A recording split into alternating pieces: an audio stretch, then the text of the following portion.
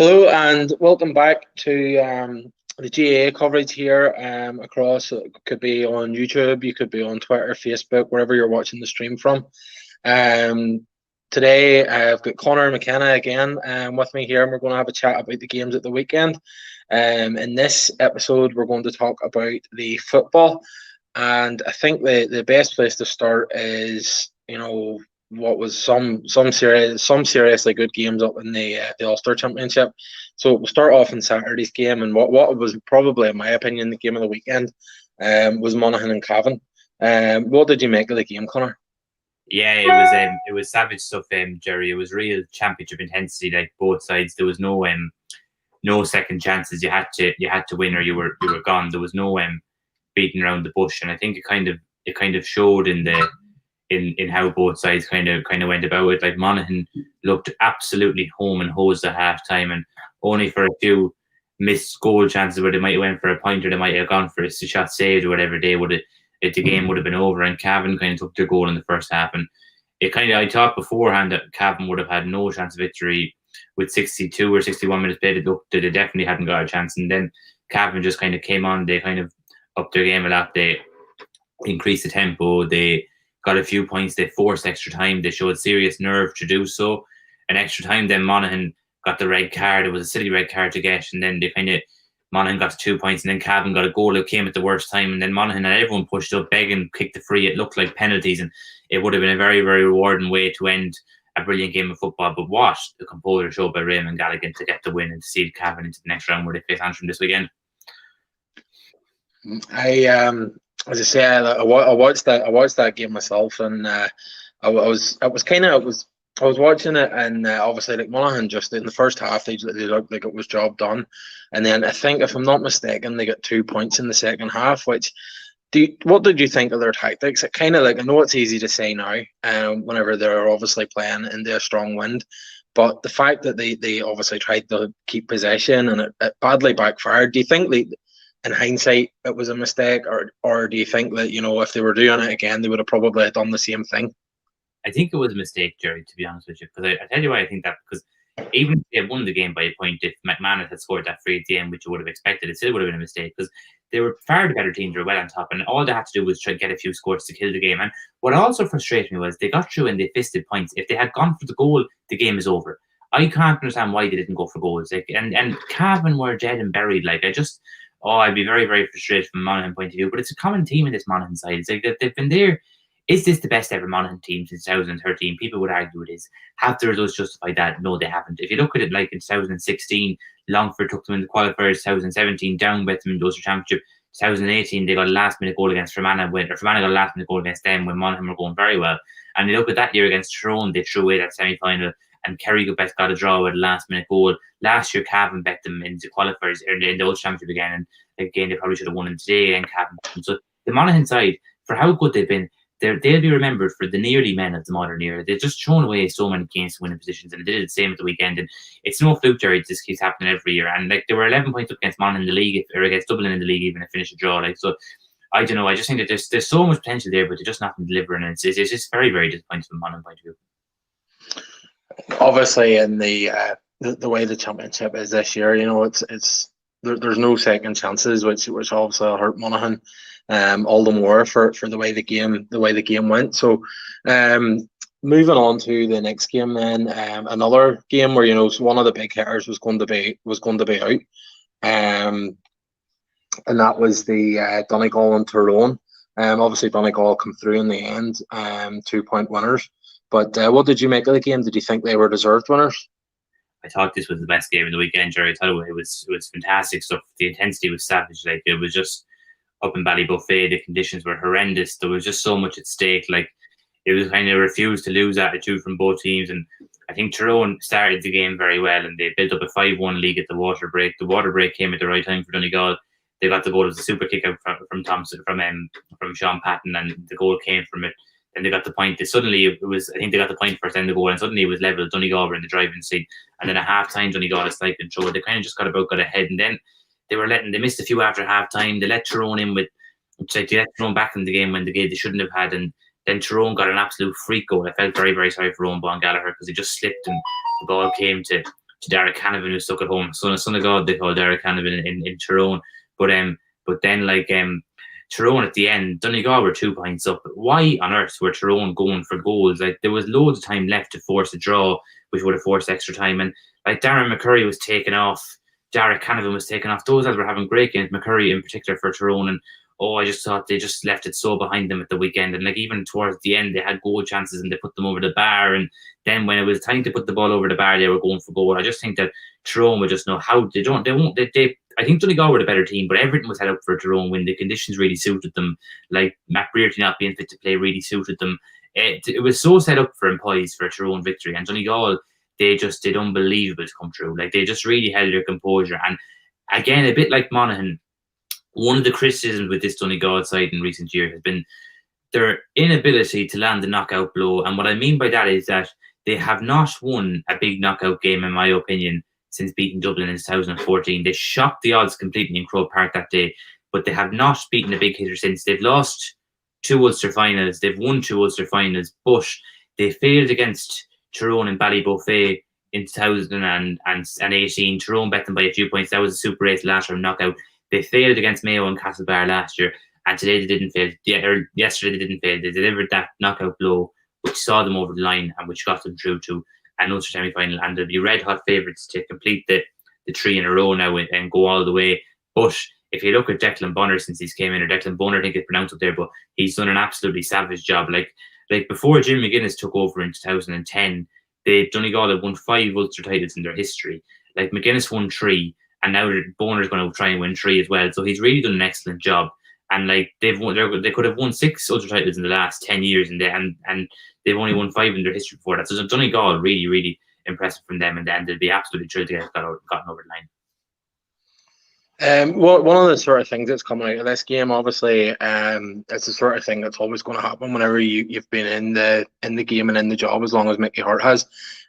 Some people think that maybe Mickey Hart might move on after this, and there is some people saying that it might be time for Peter Canavan. How do you see that playing out? Do you think Mickey will be about for another couple of years, or do you think it's time for Tyrone to make a change? It's very hard to know, Gerry, how it's going to work out. Like, I think this is always maybe a case of there's 2 sides to look at this. Is be careful what you wish for. Like, a bit like maybe Sean Boylan was in Meath, and maybe a bit like maybe Arsene Wenger to a lesser extent in Arsenal. But like, I just think that like there is talent in that Tyrone team, and like 12 years is a long time without winning an All-Ireland title since 2008. Like, but Mickey, I suppose it's probably very, very important, first of all, to think of where you were before Hart took over. And before Hart took over, Tyrone were not really, they weren't up to maybe the speed of the top contenders, and they won 3 All-Ireland titles in the first 60 years. Like, and that can never be taken away, and it shouldn't be. Like, Hart definitely played a huge part in getting them over the line in those years.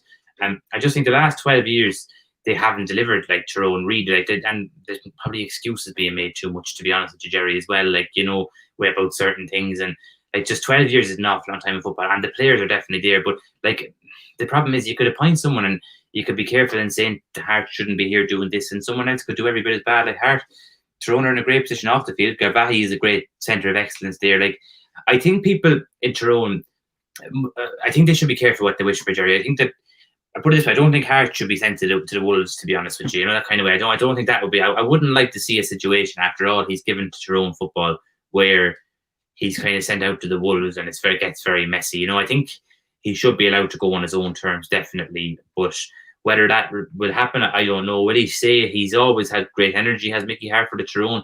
He's given savage service to Tyrone football, and I don't see, like, I wouldn't like to see it as a mess situation.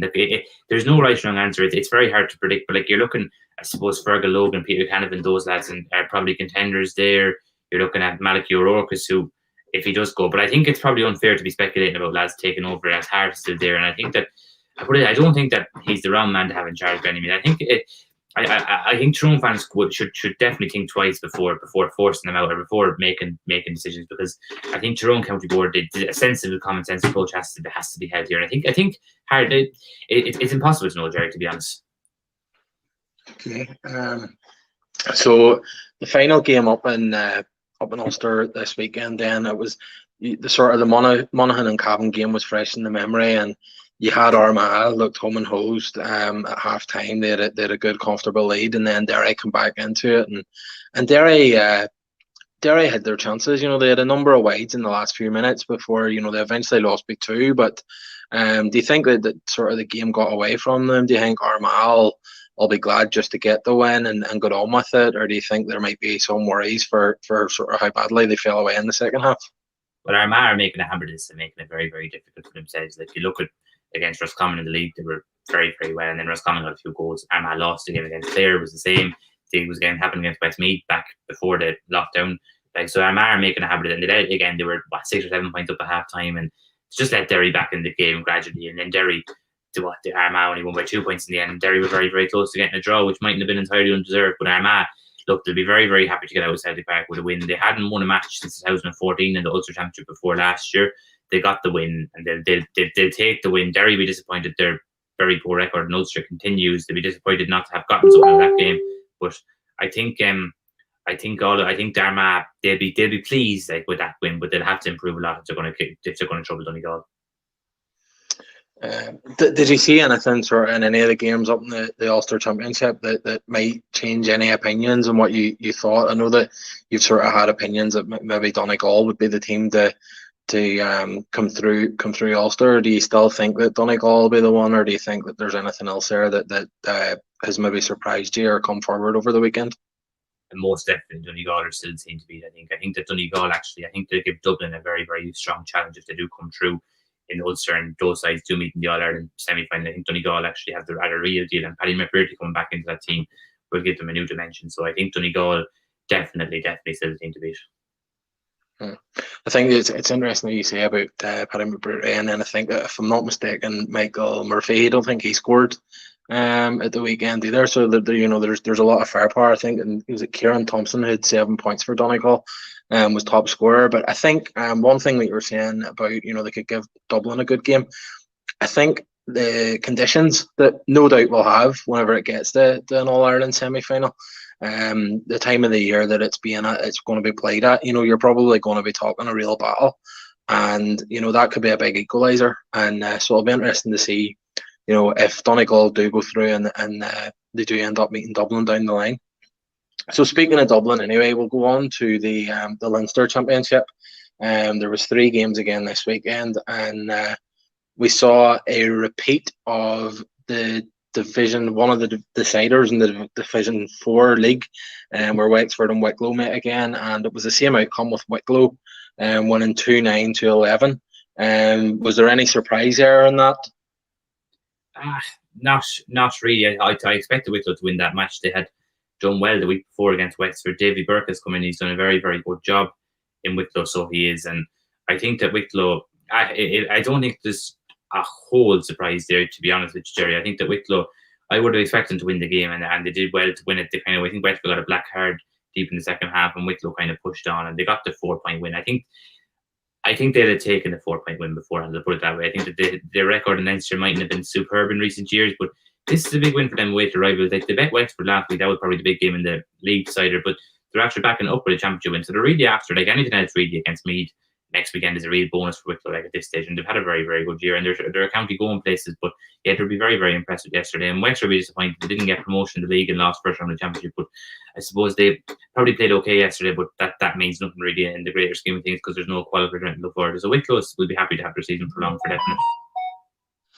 Okay, and one of the quite an interesting game which I saw, and an interesting statistic that came out of it was Louth and Longford. Now Longford won the game 1-9 to 1-7, but I think it has to be mentioned that Sam Mulroy got all 1-7 of Louth's points and goals.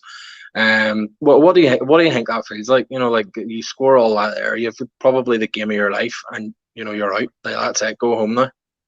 I actually used to know Sam when I was living in Dundalk before, and Sam is a fierce, nice guy, a great footballer, but he'd be devastated to come out of the wrong side. I think Longford probably be a bit. I think they might have used the whole fallout from the Cork game to their advantage in the week leading up to it, and they'd be very, very pleased to have gotten over Louth. It was a banana skin for them for definite. They're up against Laois now, and they'll have absolutely nothing to fear against Laois, or they'll be absolutely thrilled with they've gotten out of jail. I think that they they just probably played their cards right on the day, and they just about came across with a 2-point win, and they'll have absolutely no reason to fear Laois. Now, if you're playing Dublin in the next semi-final, maybe it's not the most enticing reward in the world, but again, the Laois game certainly not for nothing to fear at all in the next round. Okay, and the last game then in Leinster, it was another one of these games where the game seemed to be over, and then there was sort of a late scare. Offaly came through it in the end, 3-14 to 20 points, but against Carlow. But Carlow did show they did have a bit of a late show and gave Offaly a wee bit of a scare for a while. How do you see Offaly progressing?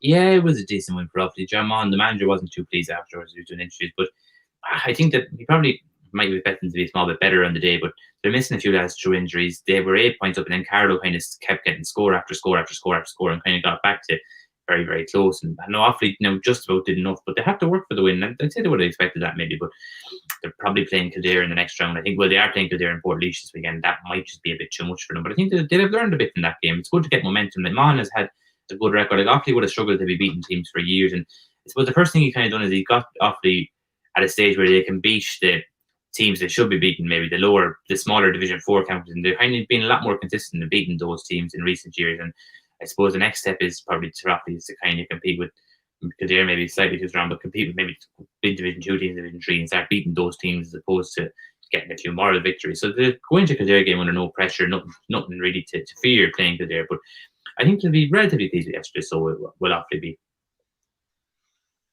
Okay, and so one of the other sort of possible teams that some people might have kind of in around the hopes on in the Sam Maguire is over in Connacht. Then Mayo were playing Leitrim, and Leitrim got off to a good start in this game. I think they scored the first 4 points before Mayo really kicked in, and obviously Gerry and Conor had a big day, scoring 1-9.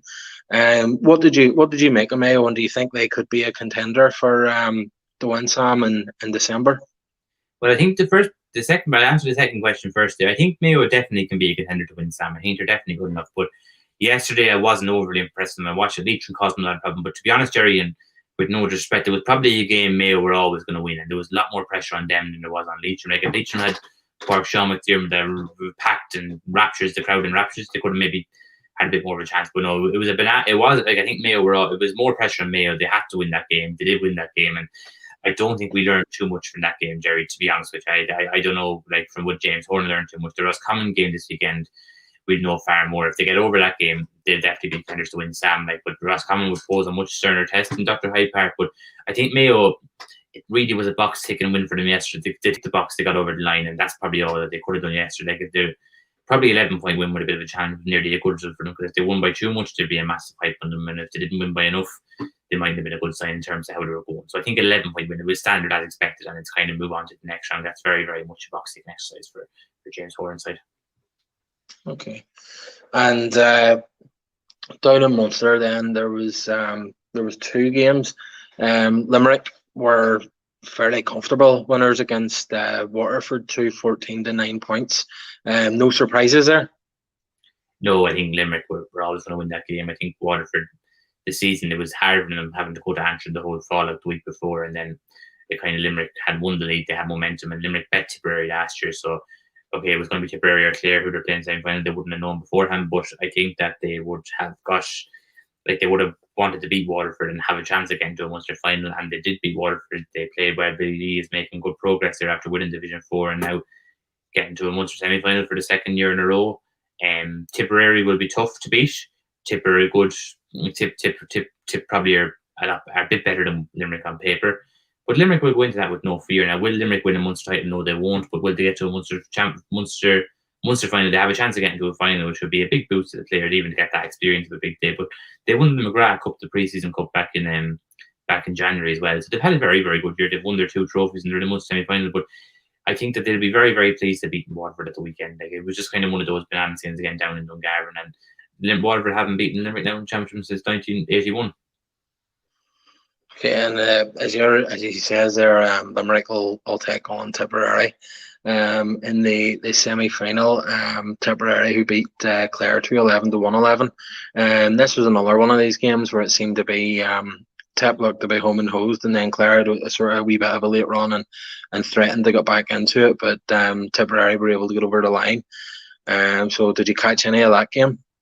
No, I didn't. I didn't see any of that game, but Tip probably, there were slight favourites going in. A lot of people thought Clare should have been favourites, but from the get-go, Tip got a goal in the start of the first half, start of the second half, and I saw highlights in some of the game there. They were just always in control, and it was just a very, very disappointing game for Clare. They never really got going, and they'd be very disappointed because they've made a lot of progress in recent years, and this was a great chance to get to a Munster final this year. But look, it wasn't to be, and Tip would happily take that. And Tip's record has been quite poor in Munster action in recent years, bar a good year in 2016. So they'll be very, very pleased to be back in the semi-final with a good chance of winning it. They'll be up against Limerick, though, definitely. I think they'll be heavy favourites to beat Limerick, but Limerick did beat them last year, so they'll be trying to right that wrong. And it's hard to. I'd say Tip will probably win that game. Look, are they contenders for a Munster title? Probably not, but I think they probably might have caused Kerry or Cork more trouble than any of the rest of the other teams in Munster. Maybe, because Tip have good power and they're used. They were in the semi-final one year in 2016, All-Ireland semi-final, and they knocked out Galway and Derry and a few more of those teams. So Tip have potential, definitely, but I think they'll probably get over Limerick. But I'd say the winner is Kerry and Cork next week will win a Munster title. Okay, well that's all the games that were played this week in the football championship. But just before we wrap it up, I just wanted to ask your opinion. Just something I was watching over the games. There seemed to be, obviously, we know we had I think it was Storm Aiden, what it was called anyway, but it seemed to affect a lot of the games, and obviously, there's not a lot we can do about it. Obviously, just the time of the year, COVID has meant that the championship's on at this time of the year, but if it continues like that and the weather, really does, you were kind of getting into games where it was like, right, we have an opportunity to build a lead this half, and then you get your opportunity in the second half. So, ultimately, what you really want to decide who the best football team in the country is 70 minutes, where you're just able to go forward, go back, and play your game for the full 70 minutes. But how much do you think that affects coaches and management whenever, you kind of know that you've maybe only got 35 minutes of attacking and then 35 minutes of defending?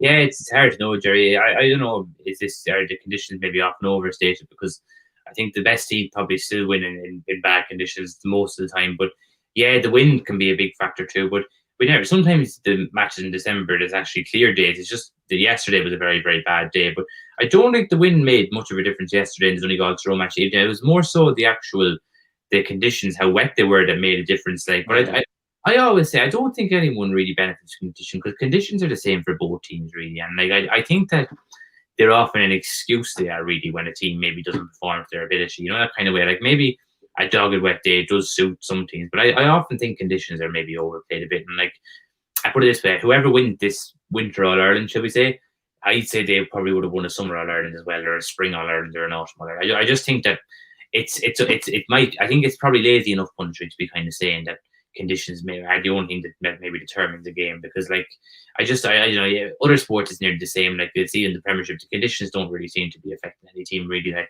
kind of way, really, as much as people make out. I just think that maybe that stuff is slightly overplayed. I think that a bounce of the ball mightn't suit certain players, but overall, I don't think in the greater schemes it matters too much. Okay. So obviously, as I say, that's the football this week. What we're going to do now then is we'll cut off for a couple of minutes, and then we'll be back with the hurling chat. I've got a full battery, so we'll be able to talk as much of whatever we want to talk about, rather than me having to cut everything short. But thanks for watching the football video. As I say, you're able to watch through Facebook, Twitter, and YouTube. So be sure to hit like, subscribe, follow, whatever, and give us a shout. As I say, we can take. There's an opportunity there for comments and questions. So if you've any you want to ask myself or probably more likely Connor, get in touch. But we'll be back in a few minutes with the hurling. But thanks for watching this video, and we'll be back soon.